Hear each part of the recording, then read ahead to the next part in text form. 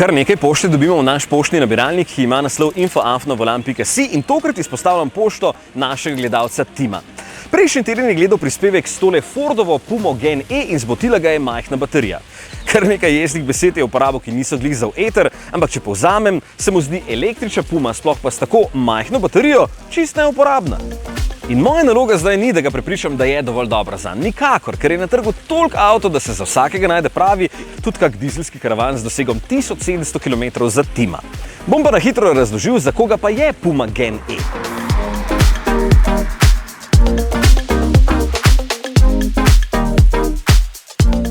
Verjetno ga je zmotilo, da sem rekel, da je Puma lahko tudi družinski avto in si je takoj zamislil, da se bo z njo odpeljal do Dubrovnika in potem tam živčno iskal polnilnice.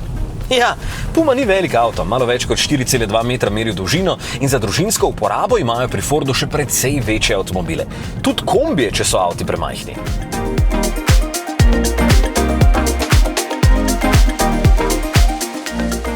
Vseeno pa tole ni ultramajhen mestni avtomobilček, ki bi poleg dveh oseb sprejel samo še eno vrečko v prtljažnik. Nikakor. Puma ponuja veliko prostora in zato je lahko družinsko uporabna. Ker pomislite, koliko imate dnevnih poti vi ali pa vaši prijatelji, ko morate takoj po službi najprej še po otroka, ki greta potem takoj naprej na trening fuzbala, zato imate v prtljažniku dve ogromni športni torbi, žena pa je vmes šla še v trgovino in je kupila za cel voziček hrane. In vse to je nekako treba zbasati v avto. O tem sem govoril, ko sem govoril o družinski uporabnosti. In Puma bo to seveda vse sprejela z odprtimi rokami. Ali pa odprtimi vrati. Tako bo bolj prav.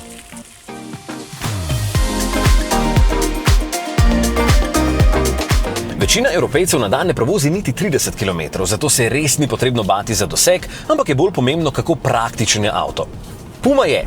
To sem že pokazal zadnjič z vsemi temi prtljažniki in skritimi luknjami in kdor enkrat zapelje električen avto po mestu, ga ne bo več želel menjati za klasičnega, ker vožnja v tišini, hitra speljevanja, nič prestavljanja, dobri pospeški, vse to so lastnosti, ki jih boste še kako cenili med vsakodnevnimi opravki. Še vedno govorimo o drugem avtu pri družini, ker vem, da je v Sloveniji veliko družin, ki imajo en velik avto, drugega pa za opravke, a ne? Tudi cenovno so električni avti vse bliže klasičnim zaradi izdatnih subvencij, tako da tukaj ni treba kaj dosti razmišljati. Bolje vprašanje polnjenje, če ne živite v hiši, ampak to je že druga zgodba. In da zaključim ta res dolg odgovor na vprašanje voznika, poraba tukaj v mestu je 11 kWh na 100 prevoženih kilometrov, torej bi brez težav prevozil dobrih 400, skoraj 500 km. In če gledam povprečne vožnje slovenskih voznic in voznikov, bi bilo to za 2 tedna, torej polnjenje 2-krat na mesec. Mislim, to pa se da preživeti, a ne?